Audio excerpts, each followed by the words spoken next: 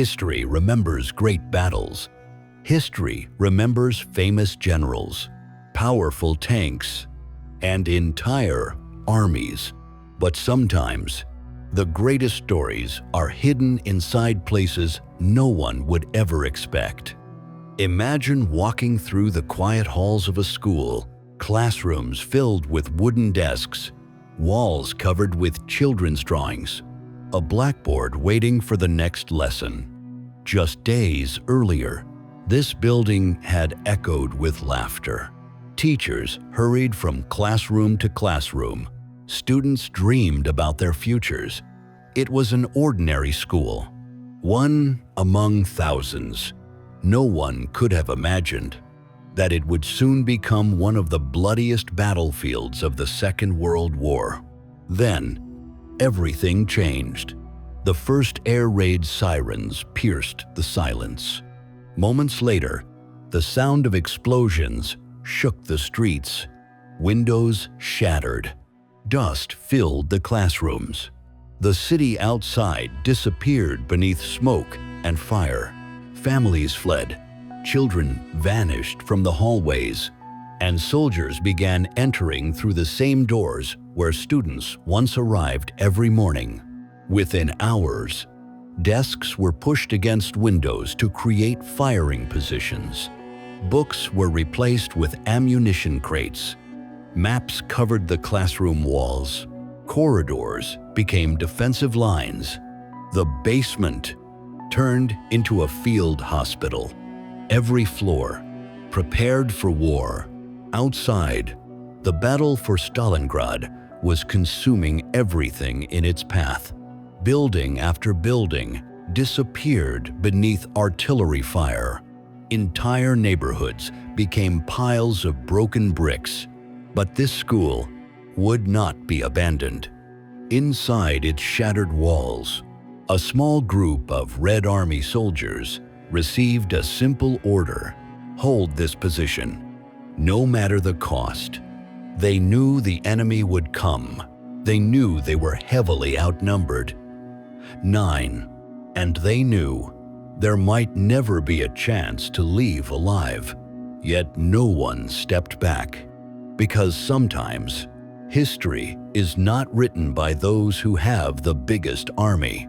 Sometimes it is written by those who simply refuse to surrender. And before long, this ordinary school would become one of the most fiercely defended buildings in all of Stalingrad. Outside the school, the battle was growing larger with every passing hour. Street after street, building after building, Stalingrad was slowly disappearing beneath smoke. To many people today, it was simply another city on the Volga River. But in the summer of 1942, it had become one of the most important places on Earth. Whoever controlled Stalingrad would control one of the Soviet Union's most vital transportation routes. The Volga River carried fuel, food, ammunition, and reinforcements from the east. If that river was cut, entire Soviet armies could become isolated. But Stalingrad was more than a strategic objective. It carried another name, Stalin, for Adolf Hitler. Capturing the city would be more than a military victory. It would become a symbol, a devastating political message to the entire world. So the German Sixth Army advanced with overwhelming force. Thousands of experienced soldiers, hundreds of tanks, relentless artillery, wave after wave of aircraft. Entire districts vanished beneath bombing raids.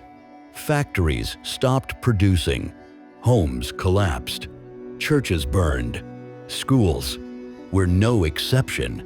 As the front line pushed deeper into the city, the school found itself standing directly in the path of the German advance. Military engineers quickly examined the building. Its thick brick walls, its commanding view over nearby streets, its reinforced basement, its position between several key roads. It wasn't just a school anymore. It had become a fortress. Machine guns appeared in classroom windows. Anti-tank rifles were positioned behind shattered walls. Every staircase became another defensive position. Every corridor became a narrow killing zone. Outside, German reconnaissance units were already watching the building. Inside, the Red Army quietly prepared for what everyone knew was coming. The first assault. The attack began before sunrise. The silence lasted only a few moments. Then, artillery shells slammed into the building. The walls trembled. Glass exploded across empty classrooms. Dust filled every hallway. Within seconds, the school disappeared behind a cloud of smoke. German infantry advanced carefully through the ruins. They expected another abandoned building. Instead, they were met with concentrated machine gun fire. Every window had become a firing position. Every classroom had become a bunker. The defenders understood something the attackers did not. The strength of the building was not its walls. It was its layout. Long corridors forced attackers into narrow spaces. Collapsed staircases created natural choke points.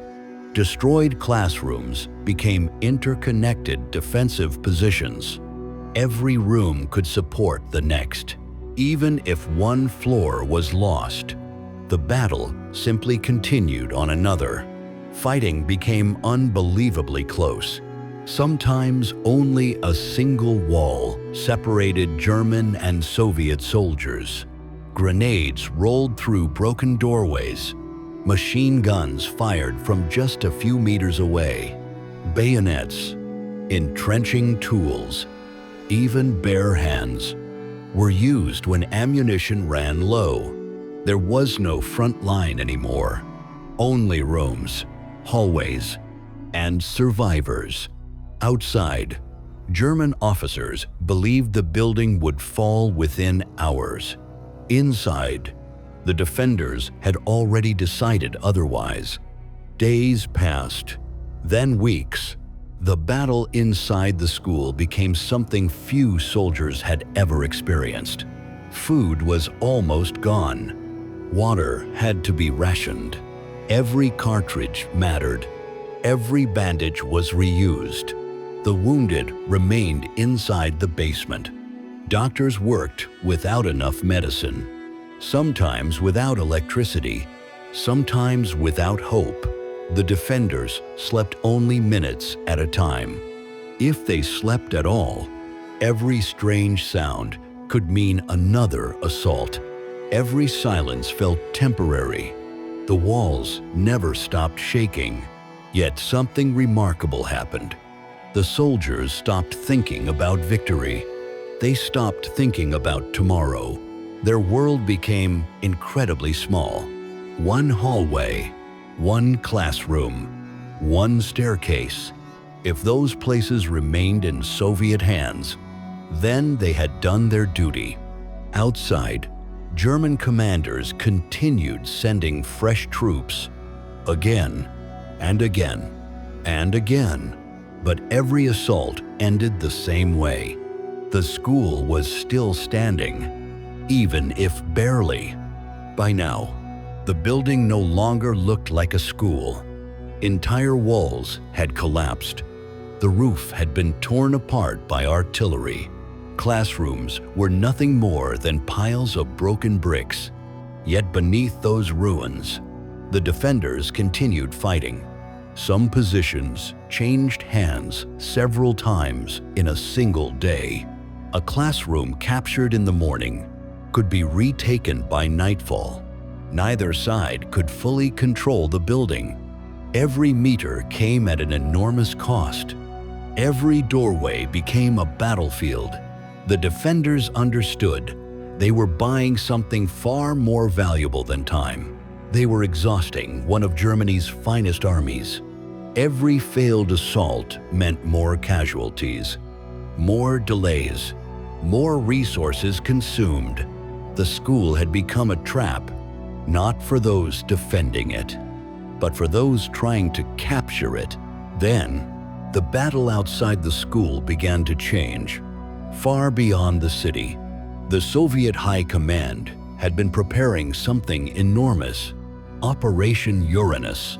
While German forces remained locked inside Stalingrad, Soviet armies struck their exposed flanks. Within days, the hunters became the hunted. German supply lines collapsed. Entire divisions found themselves surrounded. For the exhausted defenders inside the school, the sounds outside slowly changed. Instead of endless German attacks, they began hearing Soviet artillery moving forward. Reinforcements finally arrived. After weeks of relentless fighting, the school had survived, not because it was indestructible, but because the people inside refused to abandon it. Today, visitors walking through Volgograd rarely imagine what once stood here. Time has rebuilt much of the city. The gunfire is gone. The smoke has disappeared. Children once again walk to school. But history remembers places differently. Some historians identify this building as the Armenian School. Others describe it simply as one of several schools that became fortified strongholds during the Battle of Stalingrad.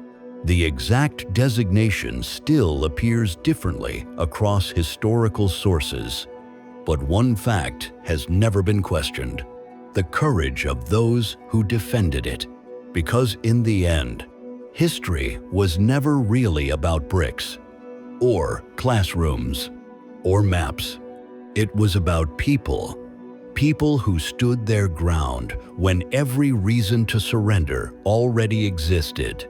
Some buildings become museums, some become monuments, and some become symbols, not of war, but of courage. Because sometimes, the greatest victories are not measured by the ground that was taken, but by the ground that was never surrendered.